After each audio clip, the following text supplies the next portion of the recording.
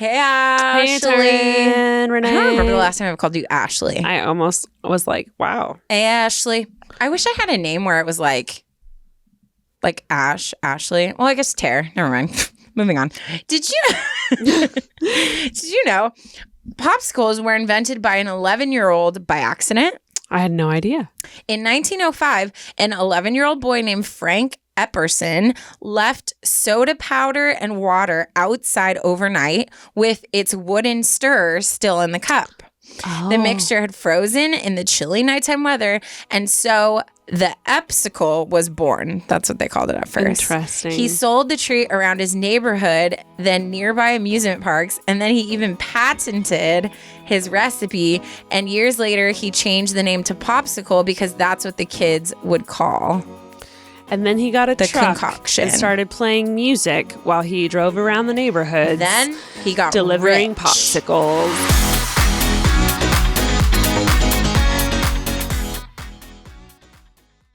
Today's episode is brought to you by Urine Day. Urine Day gives you everything you need and nothing you don't to set the perfect table.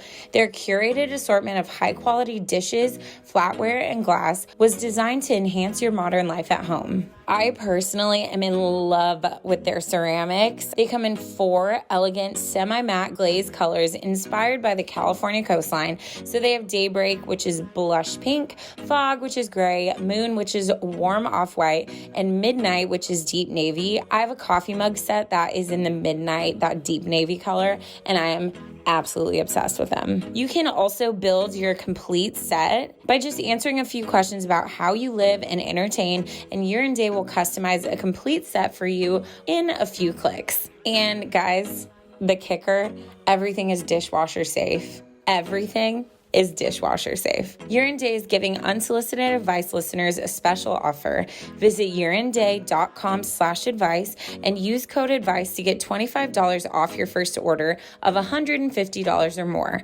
Also, receive free shipping on orders $150 or more.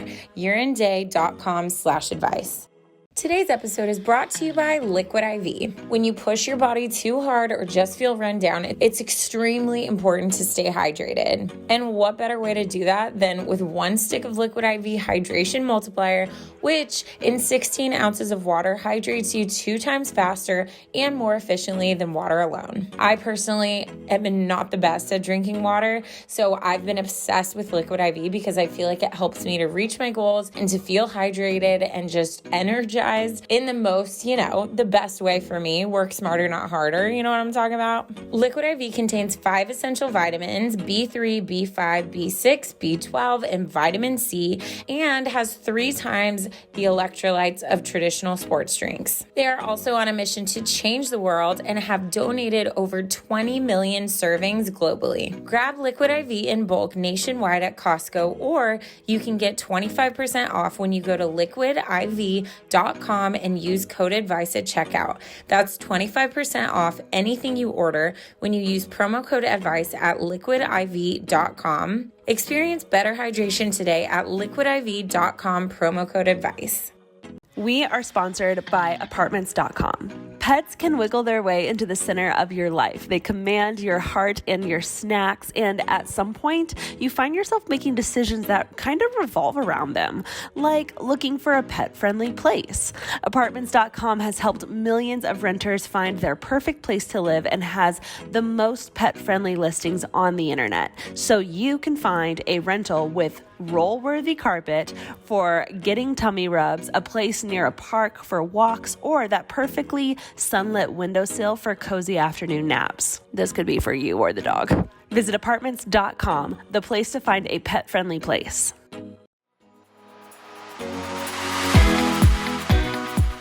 Now he lives in Beverly Hills somewhere. 1905. I'm just kidding. He's dead, right? Oh, shh. Oh, okay. Let's not damper this. Guys, welcome back to Unsolicited Advice. I'm Ashley. That's Taryne. This is our second episode for the day, and we are on Pray one. for us. Is We Grump are Ash on still one. here? Is what? Grump Ash? Or has she been elevated Listen, to... Grump Ash is a lifestyle. She never leaves. What is Grump Ash? I She's feel like always here. you're like, it's like feisty Grump Ash and then just like zombie Grump Ash. Yeah, I feel feisty today. I don't Numb. know why. I don't know what's going on. I'll fight with you. I know you will. I can't handle it today. I love fighting. God, pray. Let's all pray for Taryne's future partner. No, literally, my ex and I fought. I fight so healthy. So healthy. I wish if this was a YouTube video, I would 1,000% edit how many times you've said that on this podcast. Oh my God. Because I fight so healthy. Because I fight you know so what? healthy. People, you included, are so afraid to fight because I think just the word fight is so aggressive. It's negative. It has a negative tone to it. I think it's so productive and it can be like... I think it can be. Yeah. So that's why I say, like, when I say, oh, I love to fight, and you're like, oh, pray for her husband. Like, I'm not like this psycho who's like, oh, did you drop that cup on the floor? Like, it's not like that. But it's like, let's talk about it. Let's get into it and let's better our relationship. Yes. I love it. We fought so well. I think that's why the relationship lasted longer than it needed to. Should it have lasted 4 years? No. Was that a waste of time? It was a learning lesson. It was a lesson learned. It was high pitch. Yeah. Anyways, moving on. What's up? What was that? I don't know. Oh wait. Did you just brain fart? No. I wanted to tell you something. Okay. So because I'm like famous, I got sent shampoo and conditioner. Which I forgot what it is. I think it's from L'Oreal. Okay. I think. I will post the bottles on our Instagram. Perfect. Because I can't remember what it is. But have you ever had that moment where like you smell a scent and you're literally transformed into like a different memory? Yes. So I start washing my hair with the shampoo and it took me a while to connect it.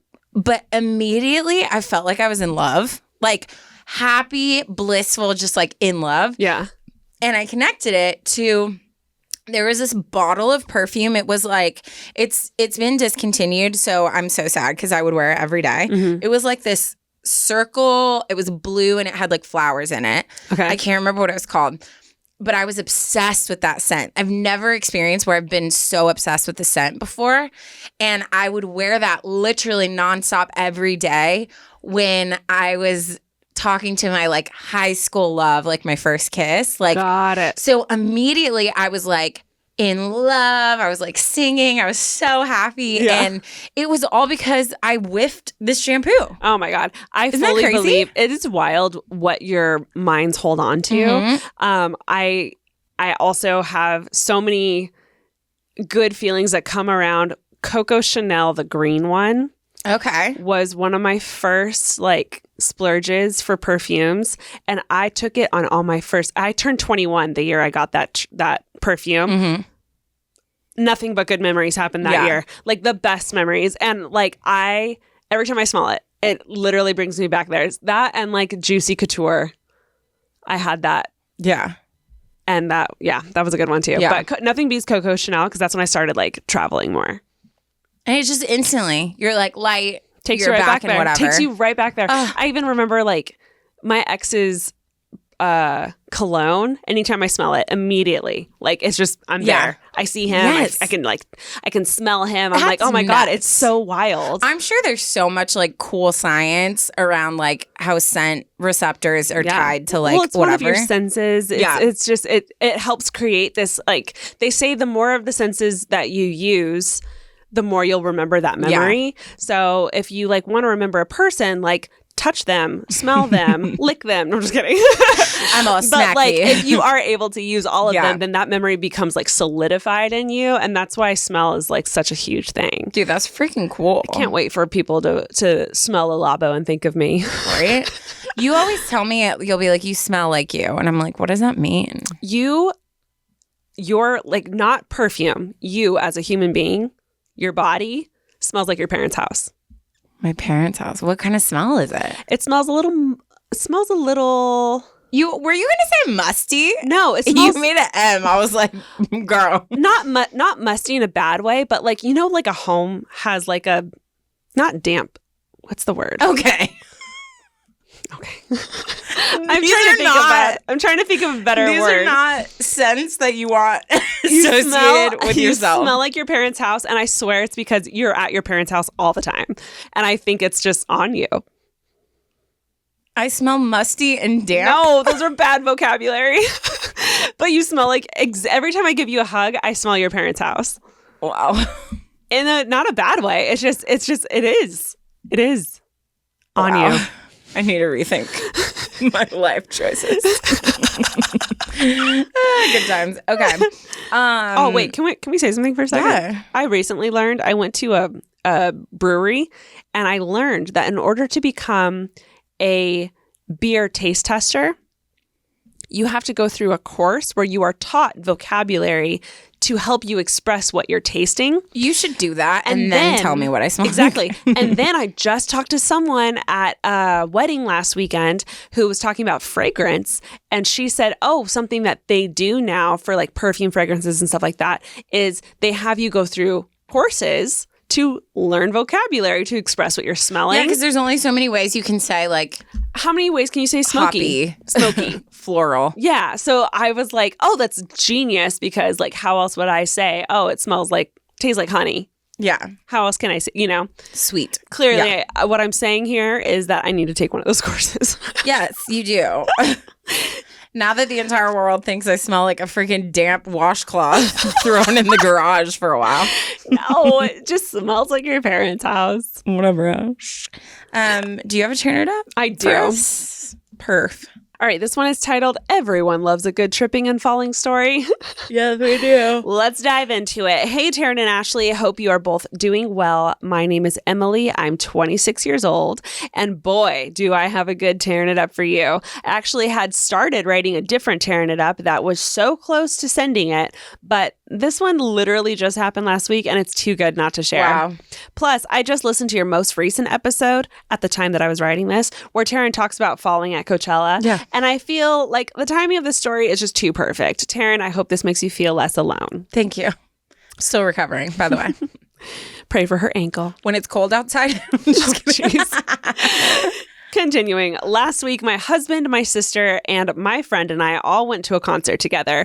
I hadn't been to a concert since the pandemic started, so I was so excited. Before we left, I threw on a hoodie and some ripped jeans. This will come into play later. My husband was the only one out of the four of us who had been to this venue before, and while we were driving, he said, "You guys need to check out the bathrooms there because they're super cool." After standing in the longest line ever, we made our way to the venue and enjoyed listening to the first two musicians. There was a break before the headliner, so I turned to my sister and my friend and said, "Let's go check out those bathrooms." Since I had never been to this venue before, I wasn't sure where they were. My husband said they were upstairs and pointed to the staircase towards the back of the theater. The three of us made our way in that direction, weaving through the crowd. I was in the lead, and there were a few girls in front of me also making their way up the stairs. I followed them. My sister and my friend were close behind me. At the top of the staircase, you had to turn to the left to get to the merch tables and the bathrooms. I must have been so focused on following the girls in front of me and looking for the bathroom signs that I completely missed the fact that when you turn left at the top of the stairs, there's one more deadly step. Uh-oh. The next thing I knew, the floor was flying towards my face. My arms were flailing. I tried to grab something near me to keep my face from planting. That thing just so happened to be a trash can that was not very sturdy. So it started going down with me. Oh my gosh. So I quickly abandoned that plan and resolved to landing front first on the floor, barely catching myself with my hands and scraping my bare knees, those darn ripped jeans, on the not-so-soft carpet. People around me gasped and were staring. I quickly got up, laughed, and exclaimed, "I promise I only had 2 sips of beer tonight." Clever. Yeah. Let's put a pin in that. That was good. Yeah. Which was true because my husband let me have some sips of his beer and I didn't want everyone thinking I was drunk. LOL. My friend behind me asked if I was okay, and somehow my sister had missed seeing the entire thing and asked what all of the commotion was. We walked to the bathrooms, which were really cool. It had a lounge vibe, and the sinks were basically small rain showers that you turn on with a pedal with your foot, which was kind of fun. I went into one of the stalls to pee and inspected my knees. They were already starting to sting pretty bad from the rug burn. I was bummed because I didn't want this to ruin my night. However, at that moment, I realized that this would make a great tearing it up. I love that you thought of us. I love that you thought of us. I smiled, went out and washed my hands, and then we joined my husband again for the rest of the show. He felt bad about my injury, so he got me a rum and coke. What a gem. Even though my knees stung, I was able to enjoy the rest of the concert knowing that this would make a funny story to tell. I love that. I've always been able to laugh at myself pretty easily, but I just wanted to say thank you for giving me another reason to laugh off these ridiculous moments and not take myself too seriously. Also, pray for my knees. The recovery has been slow. Gosh. Love you guys, Emily. Emily. Love that she was like, oh, sending this into the podcast. I love that immediately, like after shaking it off, she says a clever joke, which is our number one, like how to get out of an embarrassing situation. Laugh at yourself because everyone else is probably doing it and you might as well. Yeah. And then I love that, same as Taryne, I love that you thought of us the second you did it and was like, writing it in. That's amazing. So good. Man. So good. Falling down. I swear it used to happen all the time. And then I went through this phase where I was like staying upward. And then recently. Staying what? Upward. Like I'm not falling all the time. Oh, yeah. I think just the older you get, your body just doesn't. You get out of. We're in our 30s. Also, when you got a bum ankle, apparently you're prone to fall more often. I love when you say bum ankle because I picture ankle. When it became a bum ankle. Dude, and it was hilarious. Yeah. No fun. No fun. Today's episode is sponsored by Good American. If you guys are looking for the perfect fitting jeans, look no further. I've seriously never had jeans hug my body like this before in my life. The fabric feels so luxurious and there's never a gap in the waistband, thank God. Something I love about Good American is that it is so easy and clear to see that this denim was designed to celebrate the woman's body. And best of all, guys, Good American offers a size range of 00 all the way to 32, and they are all about inclusivity and body positivity. What makes it even better is that the brand is female founded. If you want to try the jeans that will make you feel confident about your body and give you the best butt ever, go to goodamerican.com/advice and use code advice at checkout for $50 off your first pair. Again, guys, go to goodamerican.com/advice and use code advice at checkout for $50 off your first pair.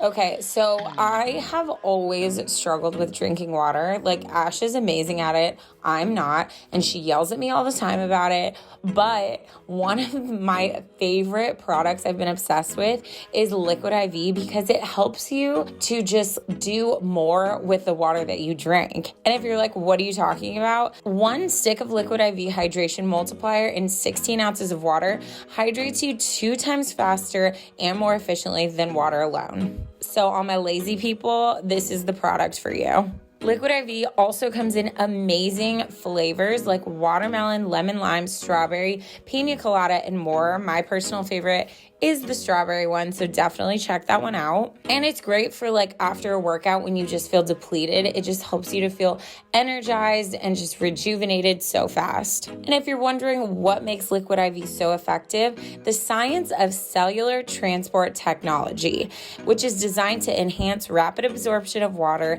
and other key ingredients into the bloodstream. Also, they are non-GMO and free from gluten, dairy, and soy. Grab Liquid IV in bulk nationwide at Costco, or you can get 25% off when you go to liquidiv.com and use code ADVICE at checkout. That's 25% off anything you order when you use promo code ADVICE at liquidiv.com. Experience better hydration today at liquidiv.com, promo code ADVICE.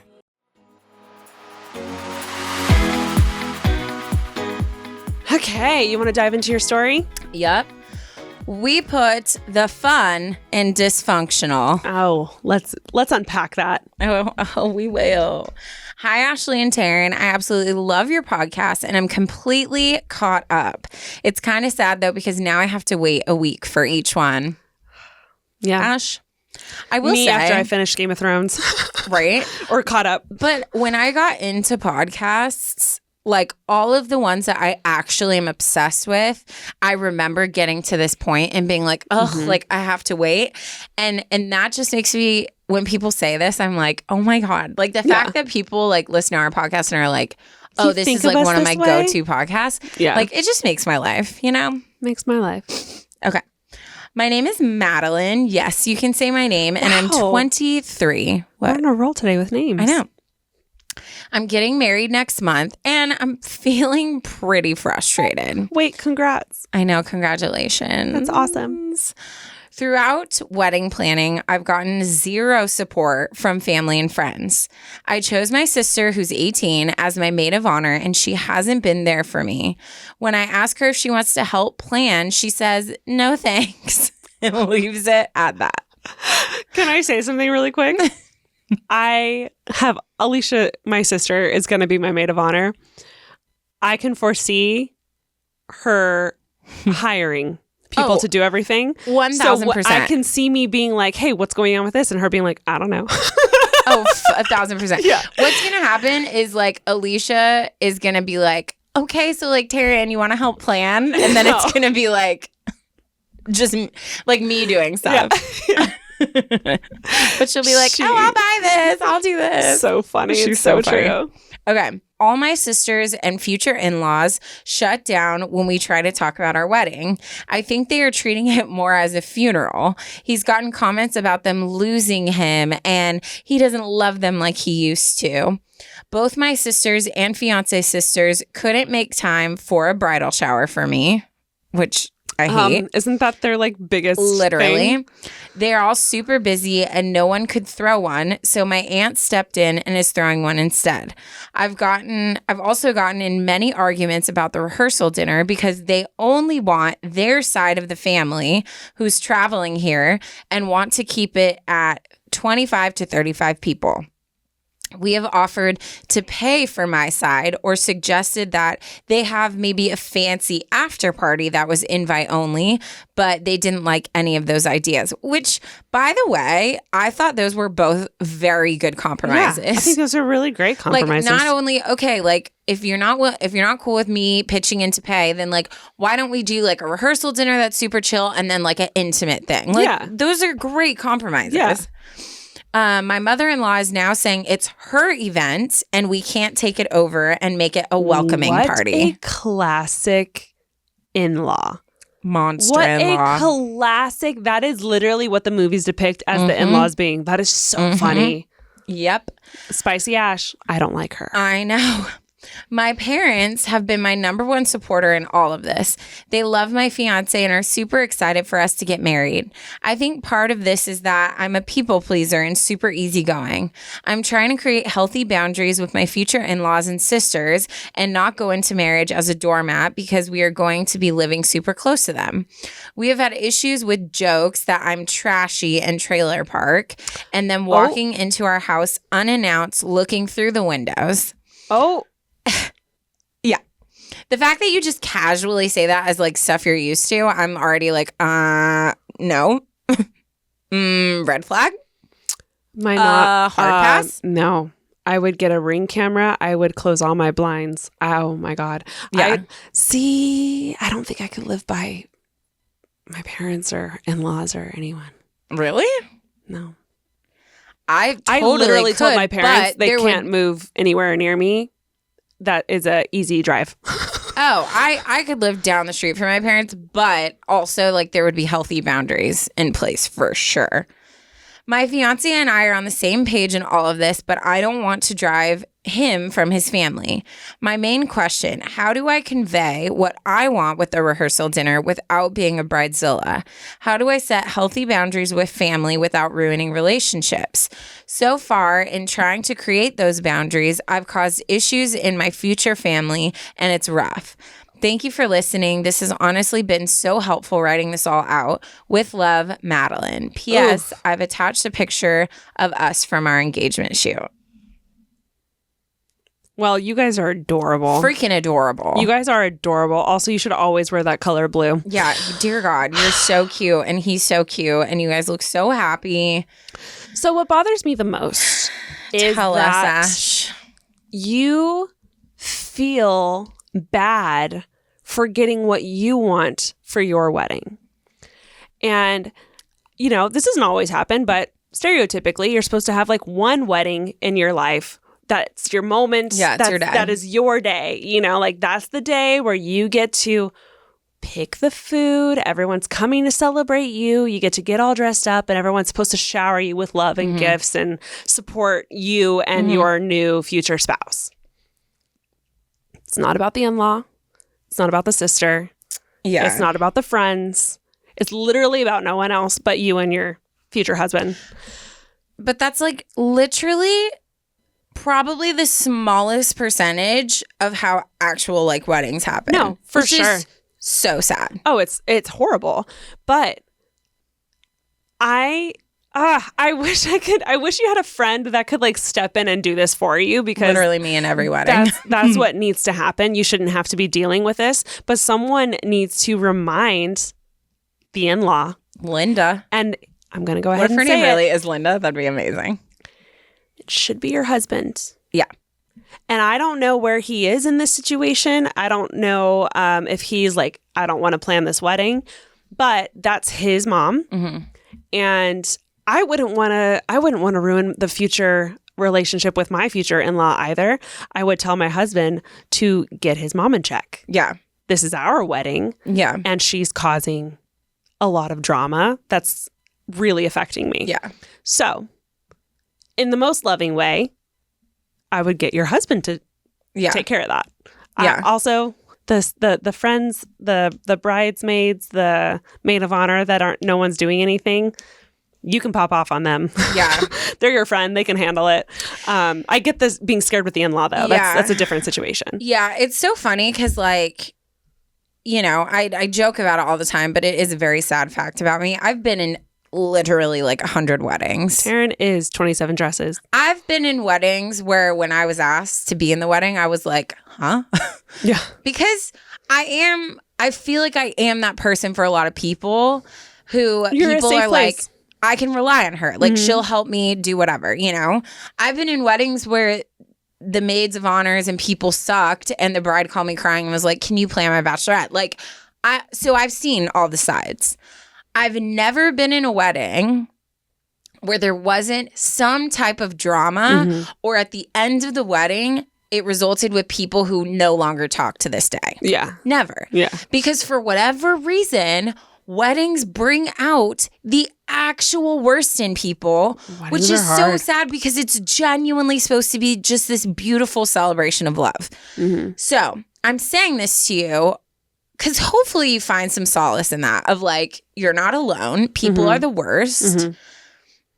I think that unfortunately, I think it's come to a place where there almost needs to be a like, hey, Ash, I would love for you to be in my wedding. Here are the expectations I have for that. Like, you need to be involved in like planning this. You need to be involved in planning this.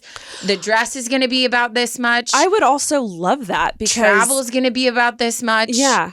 And then go from there. Coming from the friend perspective, I've been a maid of honor once, and it was a very different kind of wedding. I genuinely have never thrown a bachelorette. Yeah. I would actually appreciate whoever asked me to be the maid of honor to give me a list of what to do, because that's how I work. Yeah. I don't think that's considered bridezilla at all. No. I think you giving yourself that title isn't fair, because if you want to have a wedding done your way, you have to tell people what to do. That's why I'm probably going to hire a wedding planner. Yeah. Because like, I've never done it, and I wouldn't expect a friend who, you know, hasn't done one either if we're asking someone like me. Yeah. So I would want a list. Yeah. Or obviously hire it out. But yeah, I don't think that's bridezilla. If your family's not stepping it up, like, God bless your aunt for stepping it up. Yeah, but also kind. like, ask other friends, like ask people like to be involved and to help. Like there are people that are not selfish and who are going to want to be there for your special day. So if that means you need to like ask other people, then do it, you know? Also, I don't think you need to follow tradition that strictly. If you want to have your maid of honor be your maid of honor and not plan the wedding, you can have other friends. Not the wedding, just like the shower and bachelorette. Right. Yeah. You can have other friends who are capable of doing that. Yeah. Like you can talk to them, give them the rundown. If they're good with it, like they can help plan it. It can be more of a group effort. And then the freaking maid of honor who doesn't want to do it, like doesn't have to. Yeah. You know? I don't think the maid of honor should have to. No, I mean, it's traditionally... If she's not capable of doing it. But yeah, if she's obviously showing she can't, then reach out to other people. Yeah. I think what's really important is, especially if you're going into this seeing you have a dramatic group, you have to be so intentional about planning out and finding those specific moments that just you and your husband can enjoy during your day. And those are the things you focus on, and those are the things you prioritize over like other stuff, you know? Now, okay, about this freaking rehearsal dinner. I don't know what your confrontation style is. I also don't know what your husband's relationship with his mom is like. Because knowing me, if I saw my husband who had a really unhealthy relationship with his mom to the point where like maybe he's kind of afraid of her, maybe he's got some like PTSD from confronting her, I could see myself being like, hey, let's back down because I don't want you to go through this. I don't want to go through this. However, if they just have a typical like mother-son relationship, I would say, hey, whether you want to do this on your own, whether you want to call a meeting like the mafia with the families, whatever it is, this whole her just saying what she wants and us bowing down, like it's not going to fly. Yeah. Unless you feel comfortable to talk to her too. Like, I would just be like, look, Linda. Yeah. My family not coming is not an option. I've provided you with multiple compromises. If you want to provide me with some compromises, we can find a middle ground. But them not going is not, it's my wedding. I want my family there. That's not an option. Yeah. And then to add on top of that, it's your husband's wedding too. Yeah. When you talk to Linda, if you do end up having this conversation, we named her Linda. You need to use we. Yeah. Because it has nothing to do with just you or just him. You guys are getting married. This is her son's wedding also. And her son wants your family there. Yeah. So use we. Like, but also, like, it sounds like we have a boundaries issue in general because the fact that Peeking they just come into your house, like, that's stuff that needs to be talked about. Like, that needs to be addressed of saying, like, hey, we are being very protective of our home and our intimate time together. So you need to give a heads up before you come over. And that should cover the boundary. But, like, there has to be stuff that he's sticking to too, whether that means like you guys change the locks, whether that means you guys say like, hey, like we're going to move if this doesn't like stop, whatever it is. It sounds like Linda and her crew have a hard time being told what to do. So you guys got to nip that in the butt right now. Because otherwise, like that's a long life. Yeah. Long life. Yeah. And ideally you can do that together. If your husband can handle that on his own, that'd be awesome because they're his parents. But if you guys want to be like a united front together and do that together, I really think it needs to happen way before the wedding. Yeah. And he needs to just be like, Mom, I love you. We want you involved in our lives. But at this rate, it's not going to happen. Like if you can't respect us and our decisions as a married couple and our privacy. Like, do you want to see your grandchildren? Yeah. Threaten them with the grandkids. Do you want to see them? Yeah. Let me be. Let me have my wedding. Let me be. But yeah. But also, again, I would pick your battles of stuff like if there's certain things like she's like, I want the cake to be like this. If you don't care about the cake, like throw her the cake. See that I can't. Oh, throw her the cake. Sure, because throw then her the cake, but she could focus on the cake while you can just stay in peace, focusing on the stuff that like matters to you. Like that's the thing. If she's crazy, you can't change her crazy, but you can put boundaries in place and figure out how to avoid and like diminish the amount of crazy that gets put on you. She can figure out the parking situation. Yeah. That's what she can figure out. Tell her to set up the chairs. Linda, we need you. Freaking Linda. The chairs look terrible. Go fix it. Go yell at them. Straighten them up. Yeah. But anyways, this is your day. Do what you got to do to survive and make it your day. The second the wedding's over, blinds. Tint your windows. Move to Europe. Honestly, yeah. Consider. Yeah. You got this, girl. You've got it. Also, you guys are so cute. You're going to be good. You guys just are adorable. Need to it's so sad that some people have to think like this, but you need to get past the wedding and then just enjoy your life. Yeah. And you can laugh about it. You can look back and be like, oh my God, remember when your mom like punched the usher? You know what I mean? Yeah. Like, you can laugh about it eventually. Just make sure like you hold your sanity and protect those like precious times with you and your husband. Last thing I'm going to say. I used to work at hotels, which I've said before on the podcast. One of the hotels I used to work at had weddings every weekend. We'd have one Friday, Saturday, Sunday, like every weekend. It was common knowledge the in-laws were the worst. Especially the mother-in-laws. I dealt with bridezillas. Like I dealt with them. You know who was worse? The mother-in-laws, yep. Yeah.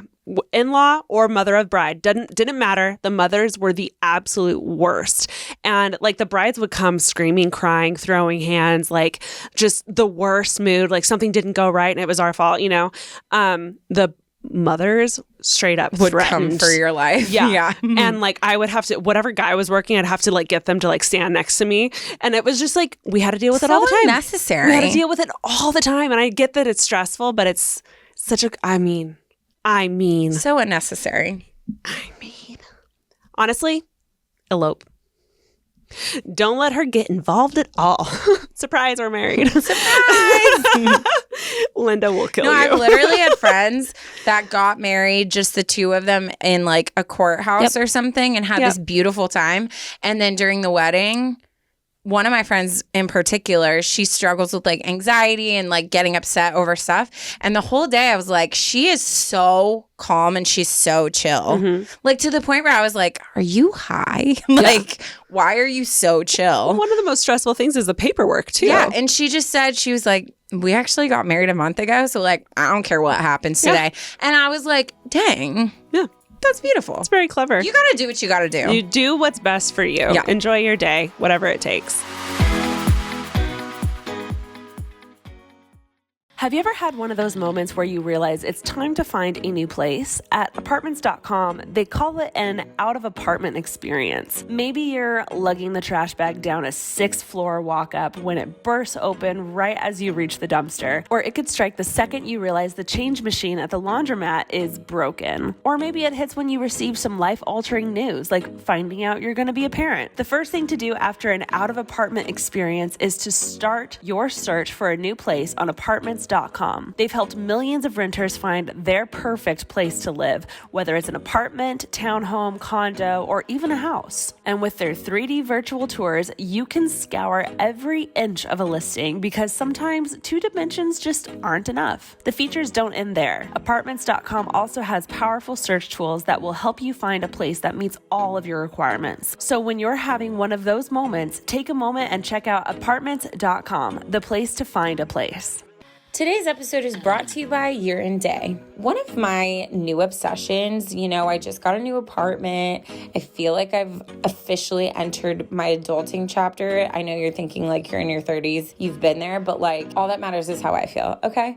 But one of the things I've been obsessed with is my dishes at home. Like I want everything to match. I want everything to look beautiful. I want to entertain. And I'm going to share with you the company that is making all my dreams come true, and that is Year and Day. Year and Day has beautiful ceramics. They also have flatware, which is finished by hand and offered in 4 finishes, which is polished steel, matte black, and matte gold. Y'all, the matte black flatware is just so elite. Like, it makes me feel so bougie. And one of the things I also am just obsessed with is the sustainable production. Their ceramics and flatware are made in Portugal. Glass is made in Italy by artisans who share Uranday's commitment to sustainability. Ceramics are single-fired to conserve energy and reduce greenhouse emissions. Flatware is made with 18/10 stainless steel, which has the highest quality and carbon emissions standards of any comparable material. And again, my number one thing that I'm obsessed with is everything is dishwasher safe. So you have bougie, beautiful ceramics that you can stick in the dishwasher after a meal. Uranday is giving Unsolicited Advice listeners a special offer. Visit uranday.com/advice and use code ADVICE to get $25 off your first order of $150 or more.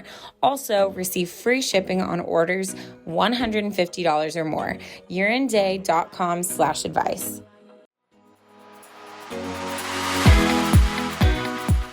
Crap, I thought we were done. We still have your story. Yep. Guys, when we record a twofer, it gets everything gets mushed. Well, you know what's and I'm going to make this even more mushed? What? This is weird. We didn't plan this. Mine's about a wedding also. Oh, let's get into it. We're on a wedding roll. Get into it, yeah. This one is titled, I Don't Want to Be a Bridesmaid. And that's on life, mama. Okay, here we go. If you let me know how to get out of it, that'd be great. Because at this rate, it's easy. You go, oh, that's so sweet. But no. You could say that. I could never. I'm like, yeah, and you want me to plan everything? Oh, and the dress is $5,000? Okay. Nose are healthy. Okay. Hi, Ashley and Taryne. I would like to stay anonymous, but you can know my name. I'm 27 years old and an Enneagram type 5. Ooh. Recently, my childhood best friend, Maria, caught me off guard by asking me to be a bridesmaid in her wedding. A little backstory. We've been friends since 7th grade. From the day we met in quiet study, we were inseparable and stayed best friends all through high school. Toward the end of senior year, I remember feeling sad because I knew our friendship would change. We live in New York. I was going to college in Nashville while she was going to Boston. I did my best to communicate how I was feeling to her, and she would assure me that we were going to be fine. We'd stay best friends. We'd talk all the time, hang out whenever we were home on breaks, and hang out every summer. I didn't really believe her because I knew how she was.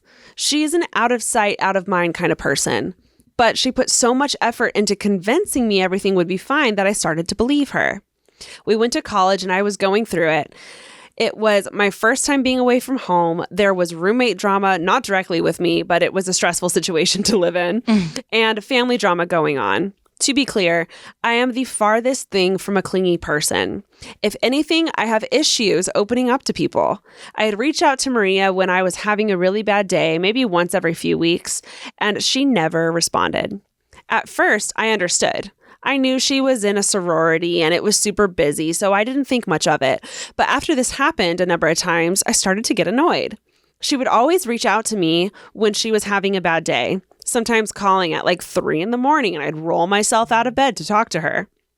So the resentment on my end started to build. I felt like I was being a good friend to her, but it wasn't being reciprocated. Finally, after a couple months, I told her just that. I felt taken advantage of and like we were becoming two different people going in two different directions. She told me I was overreacting. She knew she hadn't been a great friend, but that she promised to do better. I told her, let's just take a breather from each other and we can talk about it when we're both home on spring break.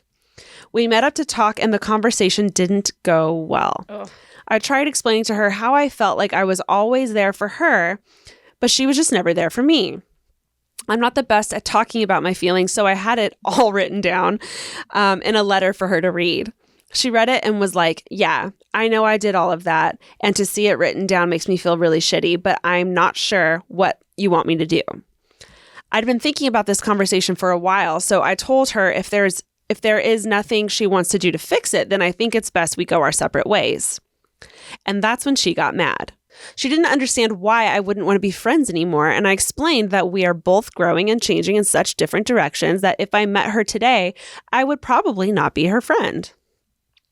She had become a party girl who drank, did drugs, and always was with a different guy, while I was on the complete opposite end. I went to church every Sunday and stayed in watching movies with my friends most weekends.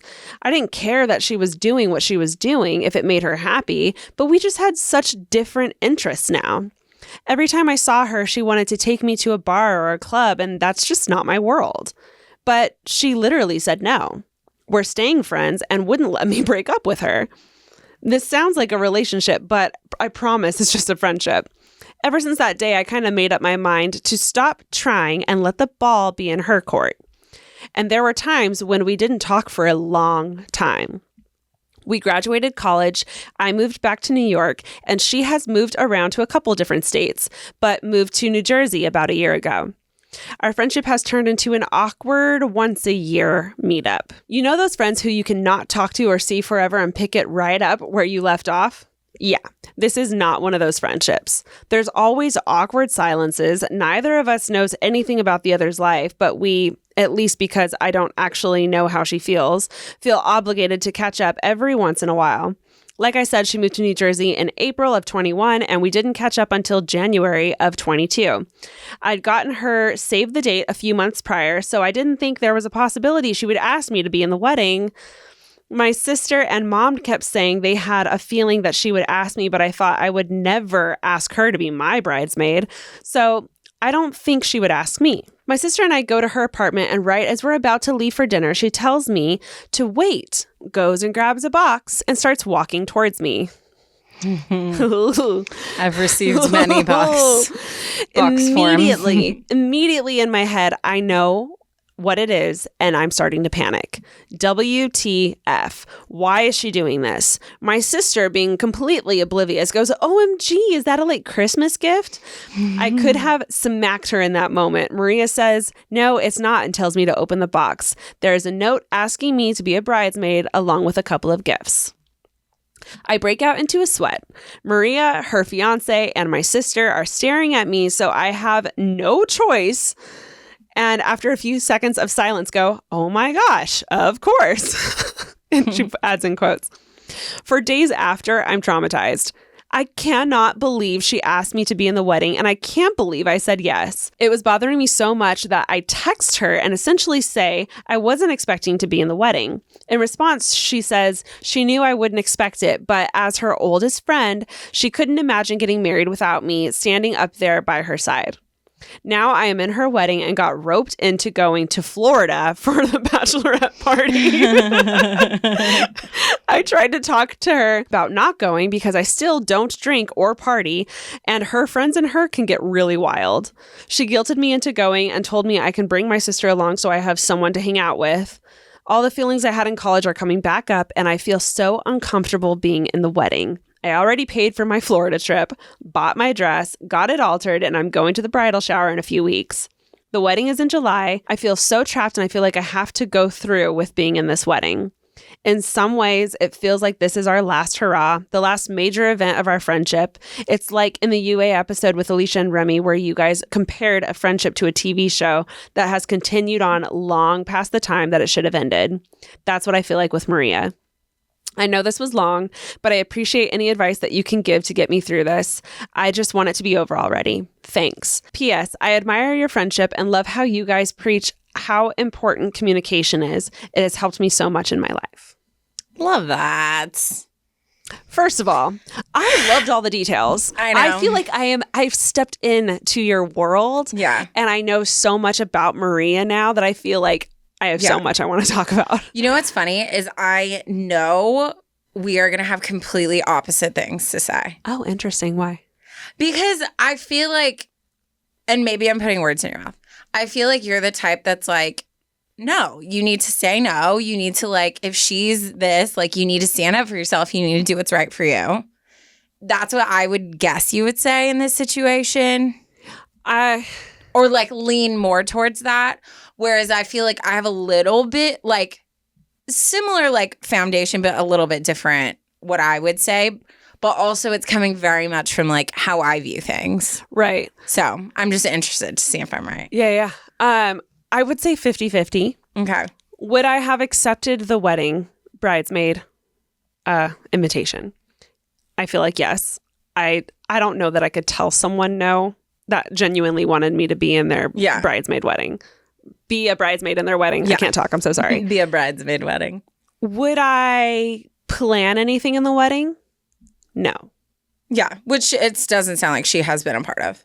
Would I, if I'm not a partier and I don't drink, I want nothing to do with a bachelorette party. Yeah. I wouldn't go. Mm-hmm. I would still be a bridesmaid. I'd buy the dress. I would do all the things for her. I would help her have her day. But I wouldn't do anything beyond that. Mm-hmm. I would be doing the bare minimum. There it is. Yeah. I obviously, if you guys have a distance strained friendship and you don't consider her to be a friend anymore, then you showing up and being a bridesmaid is actually a huge thing. Like, that's very kind of you to like put your feelings aside and be there for her when she's asking you to. So that's a very like very sweet, unexpected thing that you're doing already. Having to put yourself through the bachelorette party feels like hell. So I probably would have backed out of that. Yeah. Skirted out of the bachelorette situation. But I think you have a very good grasp on... I think what you wrote down was very healthy. I think you have a very good grasp on how she's not meeting your needs and how she's not a good friend for you and how you guys shouldn't really pursue a friendship anymore because you aren't friends, essentially. Yeah. So I think you're really... I'm going to assume something. Mm-hmm. I'm going to assume that Maria doesn't have a lot of close friends. Mm-hmm. And I'm going to assume that because she's known you the longest, she is wanting you to be like that close best friend person that she doesn't have. I don't know, though. Yeah. Obviously, I don't know a lot. But that's just my guess. Yeah. The thing is, so I think, again, everyone has their own opinion. I think your time to bail passed. Yeah. Like, I think if you wanted to get out of it, that should have happened like the next day. Like I probably too would have said, well, obviously I can't say no to most things, but if I were you being like, I don't want to be in this wedding, I get saying yes because everyone's staring at you. It's awkward. For sure. But then I would have said, hey, can we have dinner, and explained my side. But if you've already paid for this trip, you have a dress, you're involved in the plan. It's done. It is very detrimental to weddings when people pull out last minute. Especially a key player. So you would have to straight up hate this girl to like put her through that. Yeah, that's not fair. Even like I've been a part of a wedding where like it was very apparent throughout it. Like the bride was like, me and this specific girl are not going to be friends after this. Oof. But she sat back and we had this conversation and she's like, so basically I'm left with either I have this massive friend breakup and go into my wedding like traumatized by this, or like we try to have the best time we can and then afterwards we'll see what happens, you know? So I think that there is an extent of timing that's at play. I'm very curious because I have a lot of friends that we've kept in contact from childhood or like early school years that I would say like we go lots of time without talking. I might not even agree with like that we're on the same page with a lot of stuff in our lives now. Mm-hmm.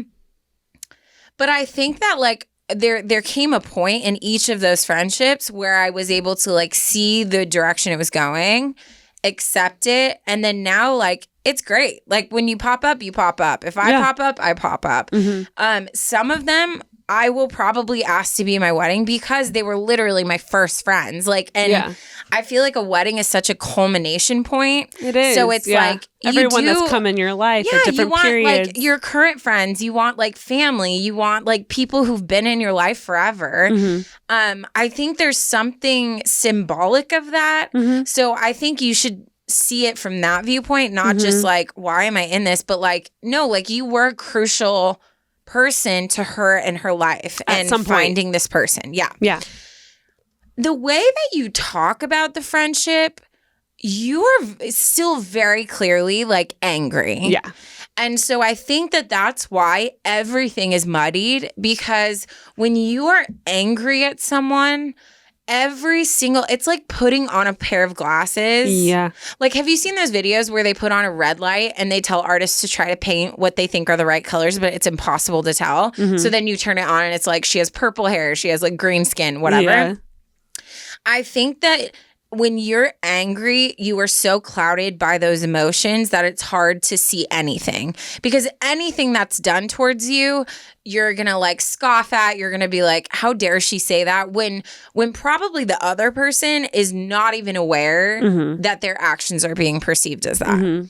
So I think, and I have a friendship that is no longer really a part of my life that ended in that same way, where I really needed them and they've fully pieced out. Yeah. And when they came back in my life, I was like, I'm not able to like do this anymore. So I'm not minimizing what you went through. And I think that is definitely grounds to like feel like you can't trust a person to be there for you. Yes.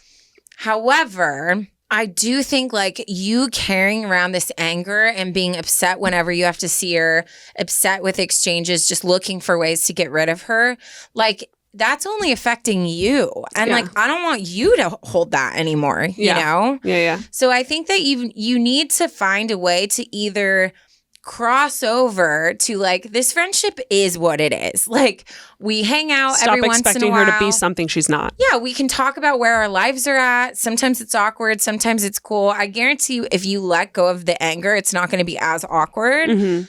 Or you need to just have another conversation where you're like, hey, like, I'm cutting you off and it needs to be more drastic. But I think carrying around this anger, being in this limbo, being upset about every interaction, that's not healthy for you.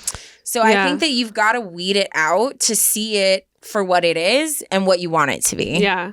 I agree. I think obviously we don't know you. She could be very angry with all the past stuff. But she also, it seems like, she says like she knows that they've gone in two different directions. Yeah. She knows that they're like, they just have two different interests, and her friend's a partier, she's not. Like, yeah, it sounds like you have a really good grasp on that. And this could be just like a really like uncomfortable situation.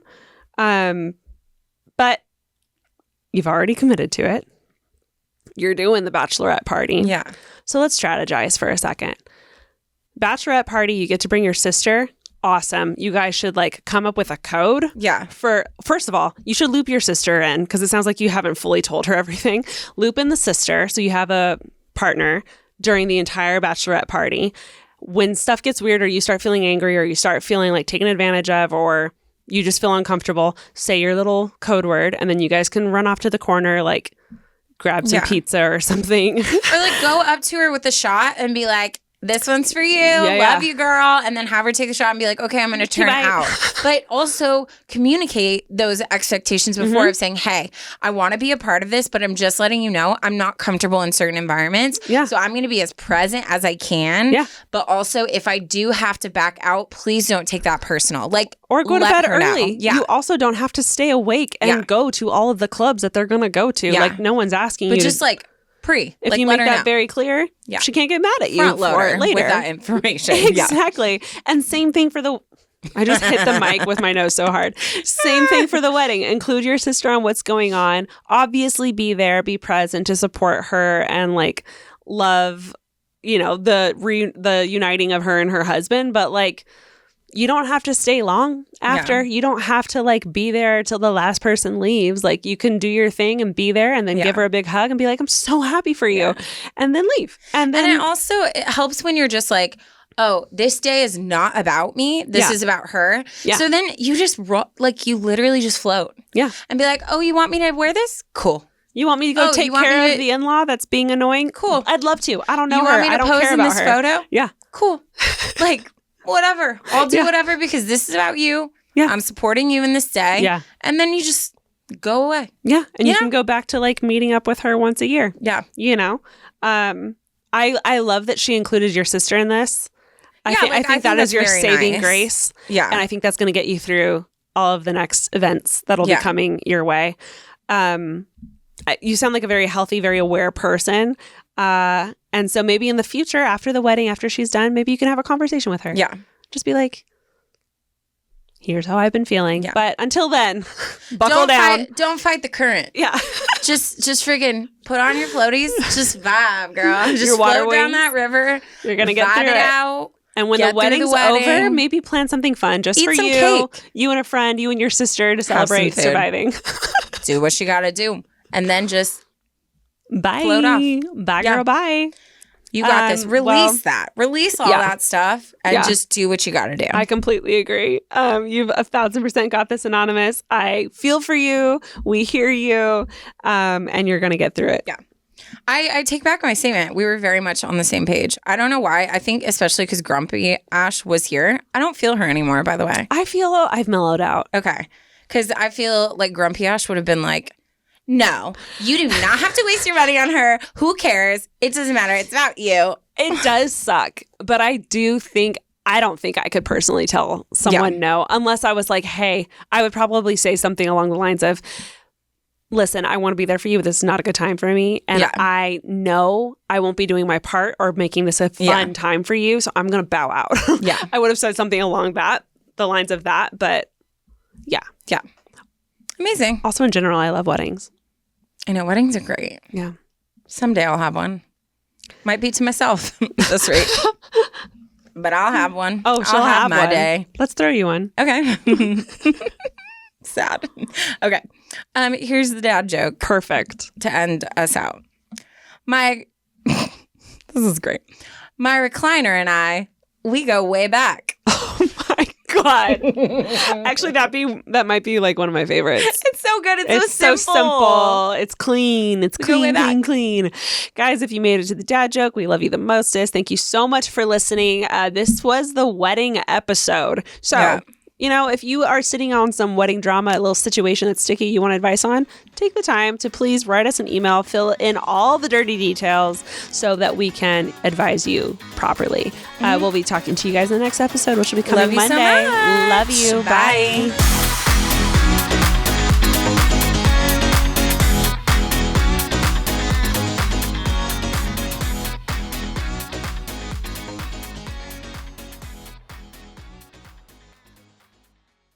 So it is no secret, trying to find a good pair of jeans is a chore. You know what? It's even worse than a chore. It is a full-time job. I used to seriously dread jean shopping and found myself multiple times in the try-on rooms in tears because I just could not find the perfect pair. I have since stopped buying jeans in stores because I found Good American. And this is not just an ad, guys. I have been wearing Good American for years now, and I don't wear anything else. So what I'm saying is if you haven't tried Good American yet, you absolutely need to. The quality of denim is amazing, and the jeans are actually designed to hug every single curve on your body and not just like hide it, but celebrate it. Good American is female founded, which we love, and they offer a fully inclusive size range from 00 to size 32, guys.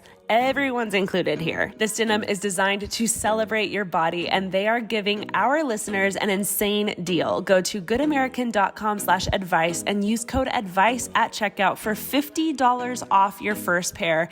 And guys, you can get your best butt ever. That's right, your butt's gonna look real good in these jeans. Again, guys, that's code ADVICE for $50 off your first pair at goodamerican.com/advice.